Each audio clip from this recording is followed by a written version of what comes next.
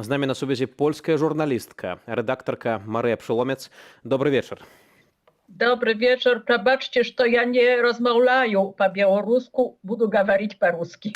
Ну, будем сапраўды поразумеемся. И вот сразу будет первый вопрос. После звонка Меркель-Лукашенко президент Польши Анджей Дуда сразу же позвонил президенту Германии Франку-Вальтеру Штайнмайеру и заявил, что Польша не будет признавать никаких договоренностей, которые как бы сделаны без участия Польши. Выглядит на то, что Варшава вообще, можно сказать, что не удовлетворена политикой Германии в отношении Беларуси сейчас.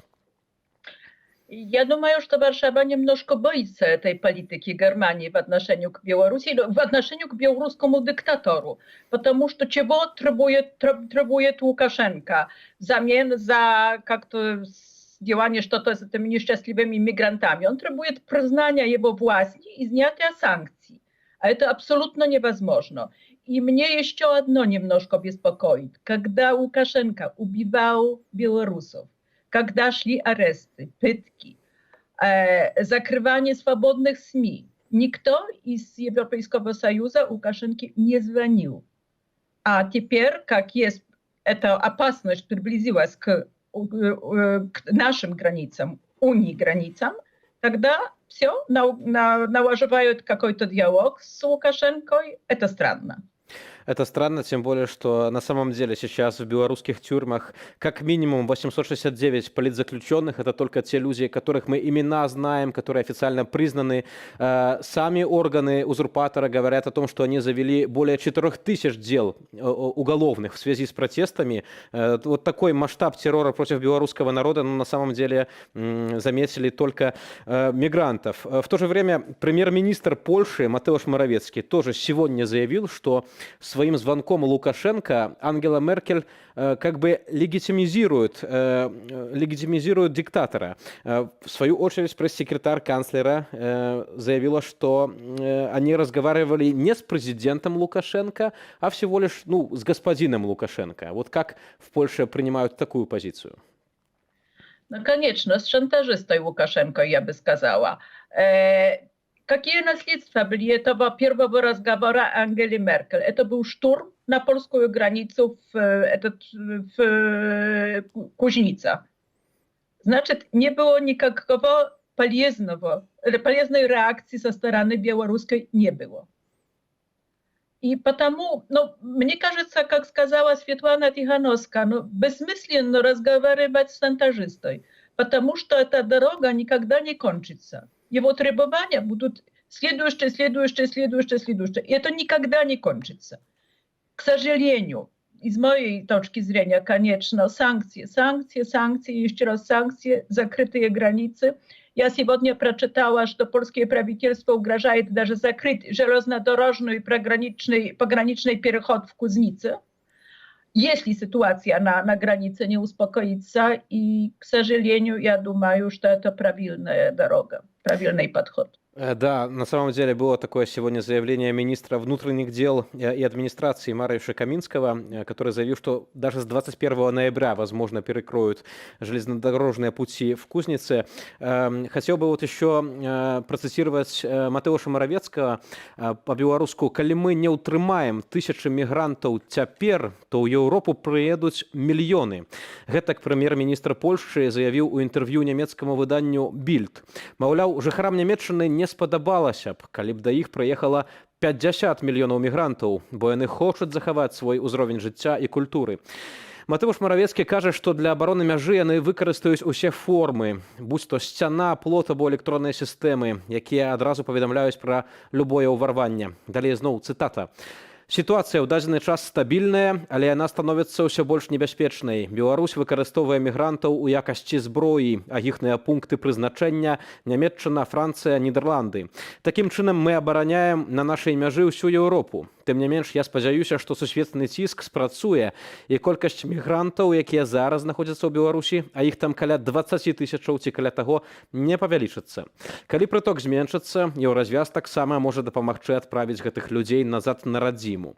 Мы не можам нічога выключаць. Лукашенко і Путін дакладна прытрымліваюцца стратэгіі па дэстабілізацыі захаду. Мы не ведаем, што яшчэ яны плануюць. Таксама магчыма, што крызіс на мяжы прызначаны толькі для таго, каб адцягнуць увагу ад новых вайсковых атакаў, якія Путін рыхтуе ва Ўкраіне. Ну вот такое очень масштабное интервью и очень такая широкая оценка не только конкретно мигрантского кризиса, но и вообще, что происходит в регионе. А как вы считаете? Все-таки Бильд — это такая, ну, одна из важнейших немецких газет. Польский взгляд Да, сейчас слышен? Очень популярно. Я надеюсь, что да. Тем более, что я просто слежу все это СМИ, все это, как говорят, социальные СМИ. И я вижу и во Франции, и в Германии большую поддержку, как говорится, обыкновенных граждан к польскому правительству и к тому, что делают польские власти на границе. Мне очень жаль этих иммигрантов, потому что Лукашенко их обманул. Лукашенко украл у них деньги. Но не выход добавлять денег Лукашенко на поддержку этих иммигрантов. Моровецкий, я думаю, прав, что если теперь мы пойдем на какие-то уступки в отношении к Лукашенко, этих иммигрантов будет становиться больше и больше. Больше обманутых людей, которые платят огромные деньги этому лукашенковскому режиму за свою мечту. Мечту жить в хорошем, безопасном, спокойном, достаточном мире. Интересно, что вот этот звонок Меркель и Лукашенко вызвал даже критику в самой Германии. Вот, в частности, даже партия «Зеленых» выступила, что не нужно было звонить диктатору. То есть, вот, по сути, получается, что даже в Западной Европе сейчас нет такого единства, что нужно делать в ситуации с Лукашенко. Да, тем более, что был договор в Европейском Союзе, что не будет никаких контактов с этим диктатором, пока он не увольнит этих политзаключенных и не прервет этих своих действий, кошмарных действий в отношении к своему народу. Он этого не сделал. И я еще раз подчеркиваю, я начала от этого. Если бы представители ЕС, Германии, Франции, etc., звонили к Лукашенко в эти времена, когда он убивал, пытал, etc., оставал свой собственный народ. Это, да, я бы приняла, что да, можно тоже к нему звонить по этой иммигрантской проблеме. Но если этого раньше не сделали, теперь тем более не надо. Ну вот была информация, что буквально в августе 2020 года, когда только были так называемые президентские выборы в Беларуси, все-таки из Берлина попробовали позвонить Лукашенко, но он не поднял тогда трубку, не был заинтересован в разговоре. Сейчас видим, что заинтересован. И все же, вот этот звонок, он, ну, просто такой всплеск пропаганды вызвал в Беларуси. Государственная лукашенковская... Ну, конечно, маленькая гордая Беларусь, которая унижила эту Да, Европу. именно так. Да, я слышала. И именно так и заявили пропагандисты, что и, знаете, многие белорусы тоже задают вопрос, как такое вообще возможно? Беларусь, которая, ну, к сожалению, все еще остается одной из беднейших стран Европы, может, вот в лице Лукашенко может шантажировать мощный Евросоюз, который, ну, один из лидеров в мире по экономике, один из лидеров в мире по науке и так далее. Но это разница в менталитете, потому что для Лукашенко относится ко всем уступкам как к слабости. А Европейский Союз считает, что надо как-то договариваться. Но, к сожалению, Лукашенко языка договора не понимает. Он понимает только язык силы. То, что мы слышим, это ранения польских полицейских. Вот этот кризис на границе тоже уже, к сожалению, добрался и до граждан Польши, которые непосредственно получают такие увечья от мигрантов, от этой гибридной атаки. И опять-таки, вот, ну, сложно себе представить, Лукашенко атакует Польшу, и в то же время Германия сепаратно пробует с ним абсолютно пробует с ним как-то договориться. Нет, Лукашенко не атакует Польшу. Польшу атакуют бедные иммигранты, которых не хотят пускать фашистские власти Польши. И это есть разница. Потому что если бы стреляли к полякам, а пока они не стреляют еще, белорусские солдаты, это бы был другой разговор. Это бы было опасно, конечно, для самой Беларуси. Но пока все это делают иммигранты. И на это, и про это говорит тоже белорусская пропаганда. Она это показывает как так. Бедные люди, голодные, холодные, etc., которые там умирают от голода, холода. И это кошмарные, нехуманитарные фашистские власти, которые не хотят пускать этих людей в Европу, хотя когда-то канцлер Меркель их эту Европу приглашала. Ну, вот все. К белорусской лукашенковской пропаганде также подключается российская, которая тоже, между прочим, обвиняет Польшу в негуманности.